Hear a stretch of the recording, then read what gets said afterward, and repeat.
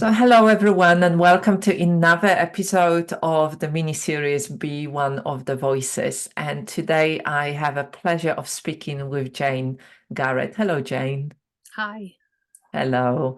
Thank you for joining me today. And I think maybe we can start with Jane, with you telling us a little bit about what you do. Absolutely. So I teach gentle somatic yoga and integral movement, predominantly with people with chronic and complex conditions, including connective tissue disorders, hypermobility, fibromyalgia, Ehlers-Danlos syndrome. But what I also find is that people come to me who don't necessarily have a diagnosis, but have some level of complexity or difficulty that they're experiencing, whether that's physiologically or whether that's more emotionally, psychologically, in terms of their mental health and well-being. So they might be struggling with their sleep, they might be struggling with their stress, and they're feeling that things aren't as they'd like them to be. And they often come to me feeling not quite connected with who they truly are and how they'd like themselves to be, or how they see themselves and their lives playing out. And they typically experience a significant change and improvement for the better. Their sleep improves, their physical stamina and strength and stability improves. I've had students who return to dancing when they've thought that that was a no-go for them, and generally just moving forward in their lives. Okay, sounds quite a lot in there, isn't it? It's quite a complex work. I mean, working with chronic conditions and making significant changes. It's a very important work. Yeah, there are so many people living with chronic conditions these days that, and as you said, some are diagnosed, some might not be, just experiencing challenges in their daily lives. Yeah. So you are one of the students, you were one of the students of the beta cohort of 160-hour trauma-informed somatic teacher and coach for women training certification. And I wanted to ask, you've done some training with me before. You've done the trauma-informed yoga before with me. And I wonder, why did you sign up for this big training?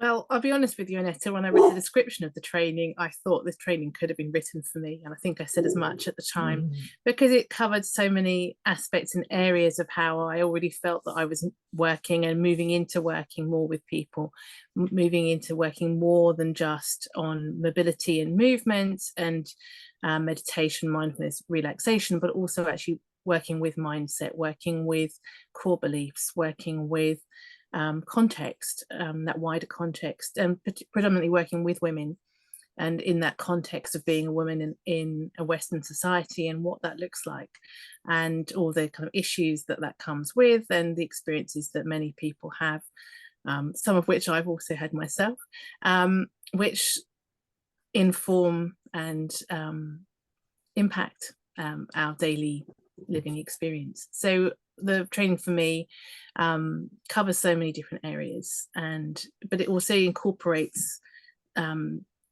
different modalities and different ways of working, so that there is something in there for everyone, I feel, in terms of finding a way to work with a client that makes sense for them and is meaningful.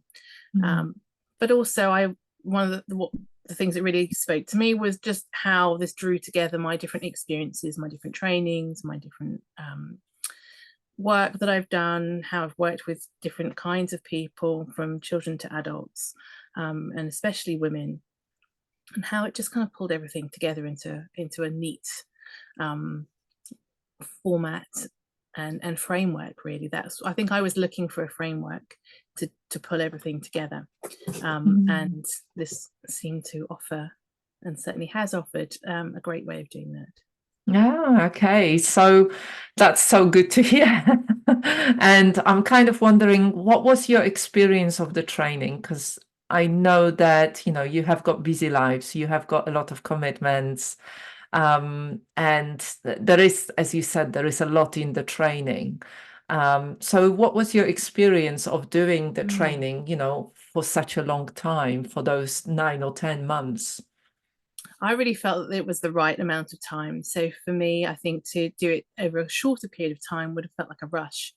I felt it was really important to have that time to ease into the content, to begin to assimilate it and understand it and work with it, but also then having extra time to integrate.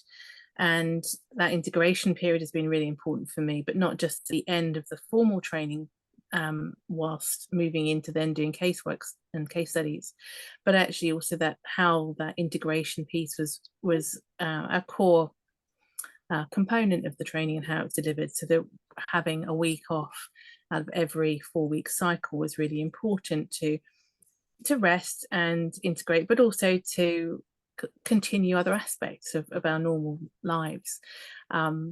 But I really looked forward to the training each week, and I really appreciated how not only was it intellectually stimulating, but also how space was held and how the core content of the course is delivered in a way that is not just intellectual. It's not just learning by rote or learning theoretically. It's learning by doing, and it's embodied in the whole delivery of the course and the training.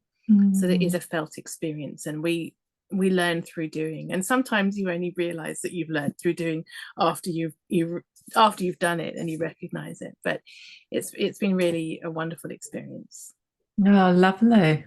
It's Yes, there is that difference, isn't it, between knowing the theory and understanding it through the mind on the intellectual or academic level, and then how do you translate it into the practical application of it, and knowing that when you are working, and we were talking about this before we started recording this conversation, how, you might, as practitioner, you might have taken time to study all of it, but how do you translate it now so your clients and your students can understand it, who might not have had so much exposure to this kind of work or those terms or that understanding.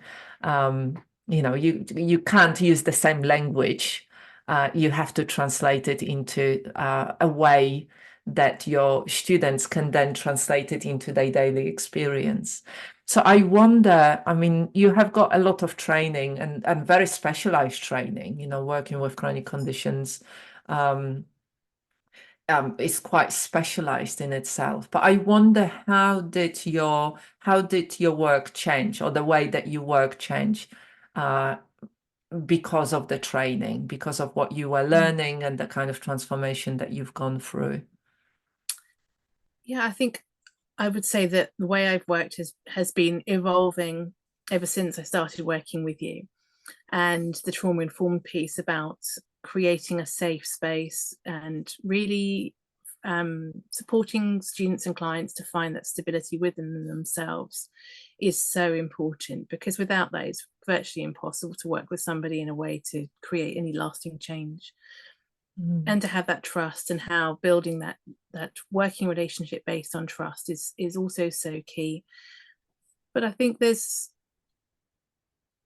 so much about empowering people to become the architects of their own experience, and to equip people. So being able to offer different strategies and tools to equip people to change their own nervous system state. So to be able to identify how they're feeling, to connect with what that's like, not just on the mental level, but also on the physical level, becoming more observant, more connected with the whole body, and actually then being able to accept that, acknowledge it, feel into it, but also to support the body and consequently the nervous system to find that greater sense of ease and spaciousness and stability through really simple somatic practices.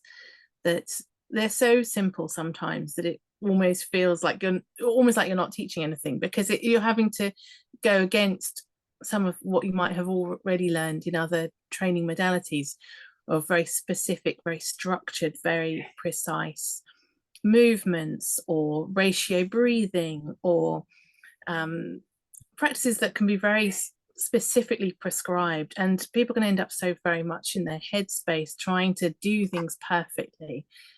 So moving away from perfectionism and embracing the internal experience and acknowledging that everyone's individual experience is unique, and equally valid I through love somatic that. practices. It's been I love really that. helpful.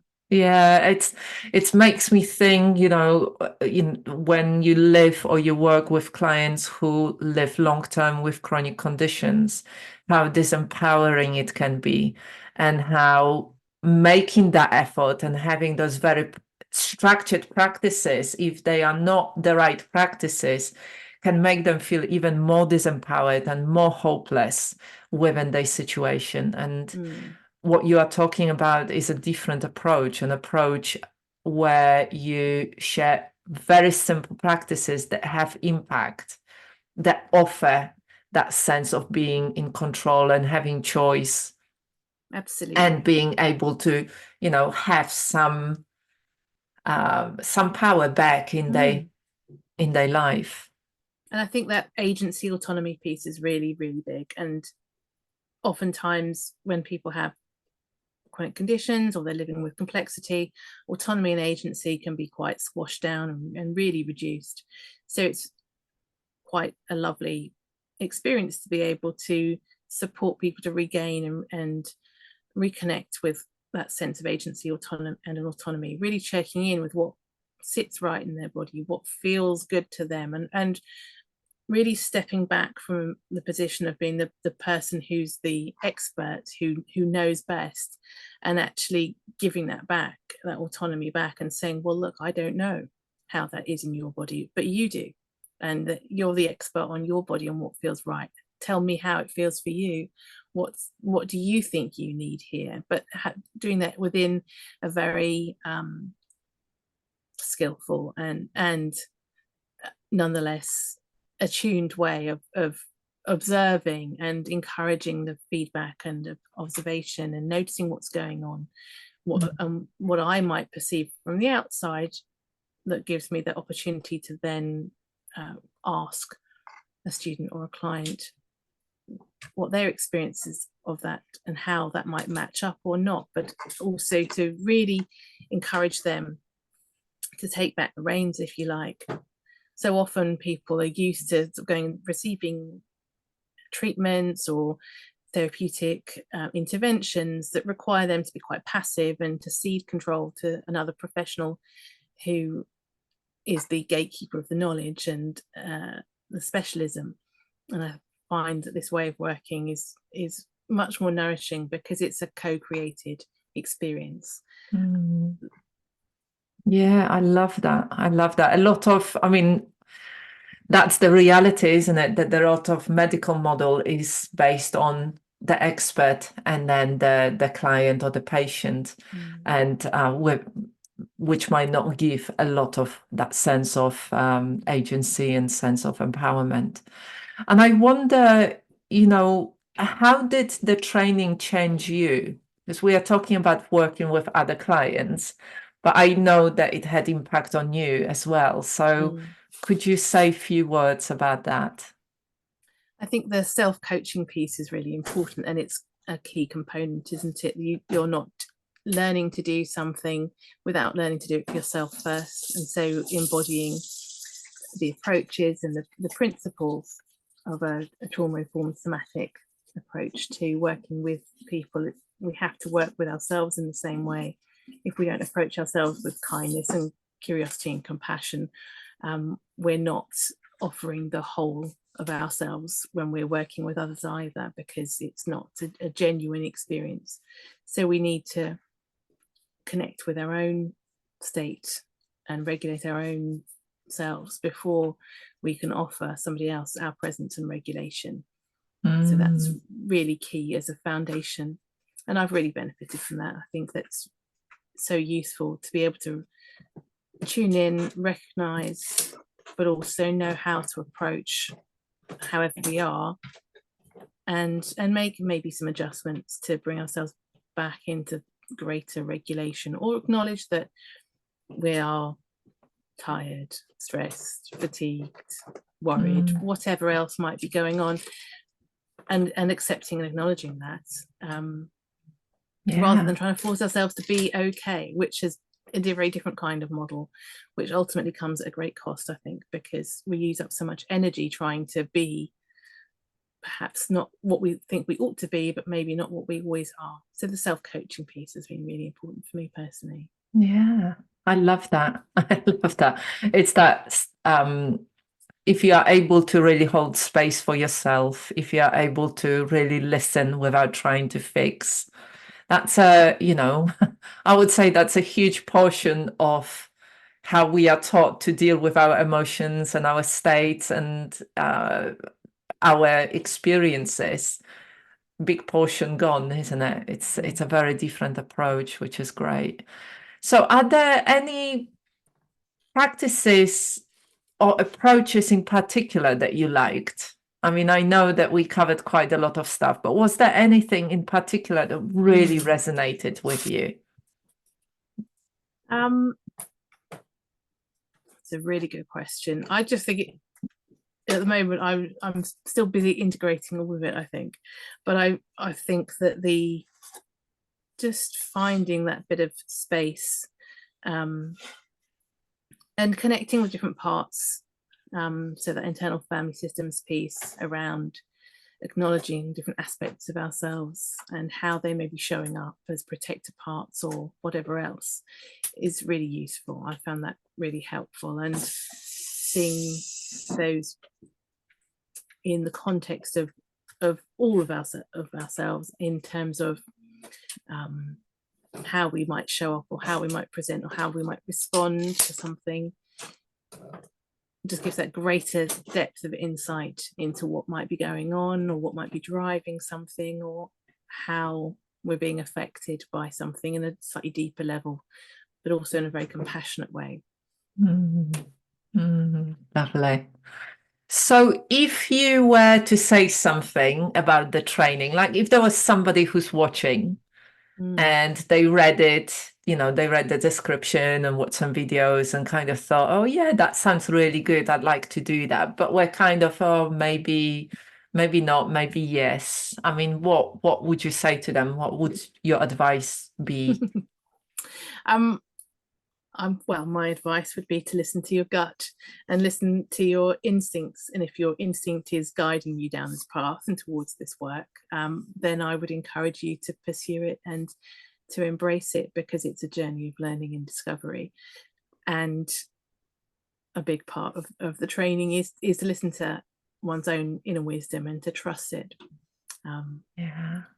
And that old adage of if you listen to your gut, you won't go wrong, is so key and so important here, isn't it? What we know is that if we can cultivate that awareness of when one part of ourselves is pulling it in a certain direction, that's often where the work, where we need to go, where we want to go, or our true selves, perhaps our heart's deepest desire is to go in that direction. We may be able to come up with all sorts of logical reasons why something else might be right or make more sense, but if it doesn't feel right, then it's not the right path to go down. So I'd always encourage people to just take the time to sit.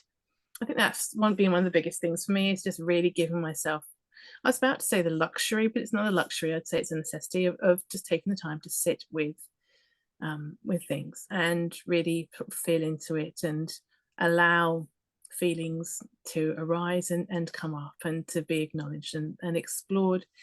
So if you feel like this is something that you've got that curiosity about and that you feel drawn to, why not explore it? Give yourself the opportunity.